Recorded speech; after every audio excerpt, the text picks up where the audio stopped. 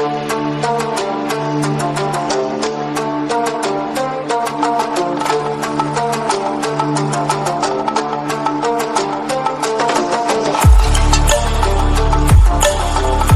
वालेकुम viewers, channel dramas promo पर आपको खुश आमदीद।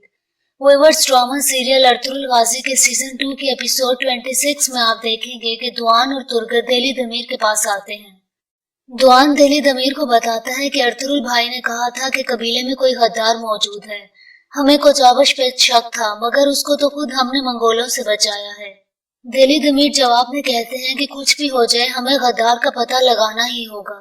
और दूसरी तरफ अर्तुगरुल अपने बाप सुलेमान शाह की कब्र पर फातिहा के लिए जाते हैं। अर्तुगरुल सुलेमान शाह की कब्र पर बैठकर खुद कलामी करते हुए कहते हैं कि जब वो पूछते हैं कि तुम्हारा वतन कौन सा है, मेरा जवाब हमेशा ये होता है जहाँ हमारे आबाओ अजदाद की कब्रें हैं। बाबा, वो दिन जरूर आएगा जब आपकी कब्र हमारे ही वतन में होगी। अर्तुगरुल मजीद कहता है कि बाबा, आपके मुबारक कदम जिस जिस जमीन पर पड़े हैं और जहाँ जहाँ तक मेरी तलवार पहुँच सकती है, उस मट्टी का चप्पा चप्पा हमारे कबीले और उम्मत मुसलमा का वतन होगा। मैं बिल्कुल भी हिचकिचाहट महसूस नहीं करूंगा। जैसे कि आपने मुझे कभी कहा था, हिचकिचाहट बहादुर आदमी के लिए जमीन में जिंदा दफन होने के मुतरादिफ है, और मैं इसकी हरगिज इजाजत नहीं दूंगा कि मैं या कोई काई जिंदा जमीन में दफन हो जाए। अर्तुगरुल मजीद खुद कलामी करते हुए कहता है कि बाबा, मैं अच्छी तरह जानता हूँ कि मुझे क्या करना है, लेकिन इस सब में बहुत से दिल टूट जाएंगे, हमारे ही भाइयों का खून बहेगा। अर्तुगरुल फिर अपने आने का मकसद बयान करते हुए कहता है कि मैं आपसे माफी मांगने आया हूँ। जब तक आप वो मुबारक सल्तनत नहीं देख लेते, मैं आपको ये बताना चाहता हूँ कि मैं जंग करना नहीं छोड़ूंगा। और उसके बाद अर्तुगरुल सुलेमान शाह के कदमों वाली साइड से कब्र की खुदाई करना शुरू करते हैं, और वहां से वो संदूक निकालते हैं जो इब्नुल अरबी ने उन्हें इमानत पे दिया था। अर्तुगरुल जैसे ही वो संदूक बाहर निकालता है तो इब्नुल अरबी अपने शागिर्द के साथ वहां आ जाते हैं और अर्तुगरुल से कहते हैं कि हमने लोगों की इमानत लोगों तक पहुंचा दी। अर्तुगरुल उन्हें देखते ही खुश हो जाता है। इब्नुल अरबी अर्तुगरुल से कहते हैं कि ईमान वाले लोग तुम्हारा इंतजार कर रहे हैं, क्या तुम अपने सुपुर्द किए गए काम करने के लिए तैयार हो? अर्तुगरुल हामी भरते हुए कहते हैं कि आलम इस्लाम के लिए मैं अपनी जान तक कुर्बान करने के लिए तैयार हूँ। इब्नुल अरबी अर्तुगरुल से कहते हैं कि वो लोग हमारा इंतजार कर रहे हैं, उन्हें तुम्हें इमानत वापस करनी है। इसके बाद इब्नुल अरबी अर्तुगरुल को लेकर अपने साथ कहीं चले जाते हैं, और उधर नोयान तनगूद को बताता है कि क्या तुम्हें मालूम है कि चंगेज खान की जोरावर फौज कैसे परवान चढ़ी? जिस पर तनगूद कहता है कि मैं जानना चाहूंगा।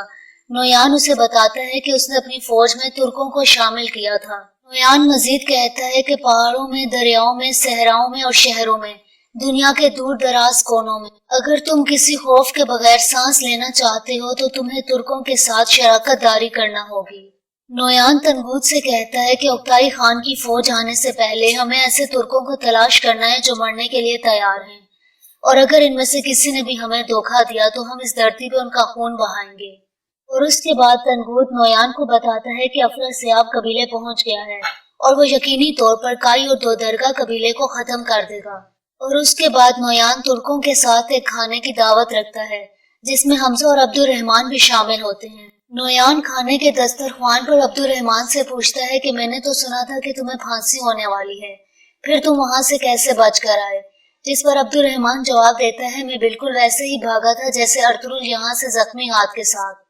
और इसके बाद नोयान अब्दुल रहमान को आजमाने के लिए सोनों के सिक्कों से भरा हुआ एक संदूक देता है। अब्दुल रहमान संदूक खोलकर सोने के सिक्के हाथ में उठाकर देख रहा होता है कि अचानक से उसे अर्तुगरुल की बात याद आ जाती है कि नोयान तुमसे हर किस्म का खेल खेलेगा, अब्दुल रहमान इसे खुद को खरीदने न देना। और इसके बाद अब्दुल रहमान झट से वो संदूक बंद कर देता है, और उधर नोयान जो अब्दुल रहमान को कत्ल करने ही वाला था, संदूक के बंद होते ही रुक जाता है। फिर अब्दुल रहमान सरदार नोयान से कहता है कि मैंने कबीले को सोने के लिए नहीं छोड़ा और ना ही शानो शौकत और शोहरत के लिए। अब्दुल रहमान मजीद कहता है कि मैं यहाँ मुस्तकबिल की दुनिया में जगह बनाने आया हूँ जो कि आपकी सल्तनत है। वो मजीद कहता है कि मैं इस उभरती हुई रियासत में आया हूँ जो दुनिया की ताकतवर तरीन रियासत होगी। नोयान जवाब में कहता है कि मुझे उम्मीद है कि सिपाही अब्दुल रहमान तुम सच कह रहे हो। और उधर कबीले में हाइमा खानम खाने के दस्तरख्वान पर सबको बताती हैं कि सरदार खुशनूद मेरे पास आए थे।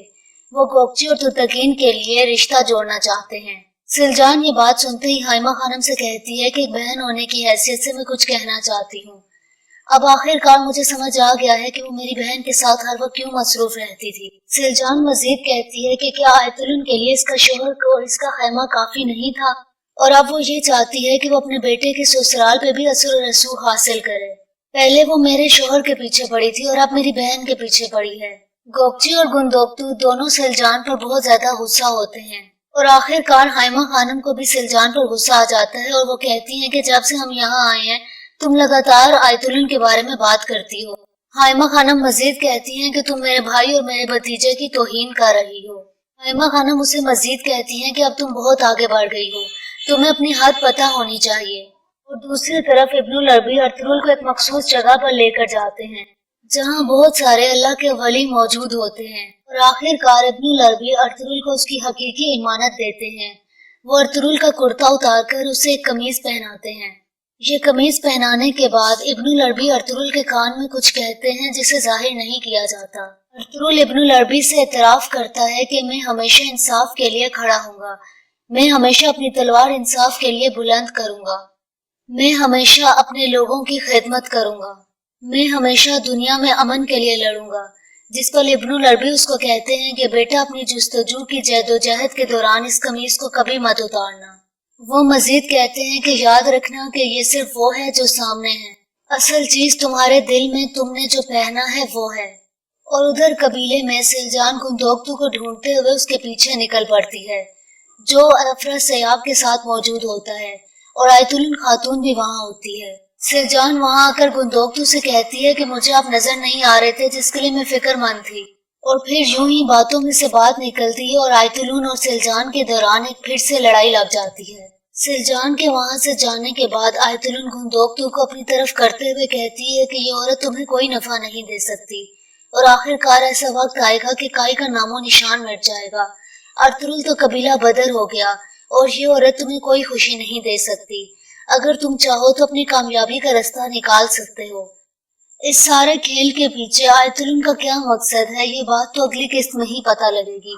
अगर आपको ये वीडियो पसंद आई हो तो चैनल को सब्सक्राइब करें और इस वीडियो को लाइक करें। शुक्रिया।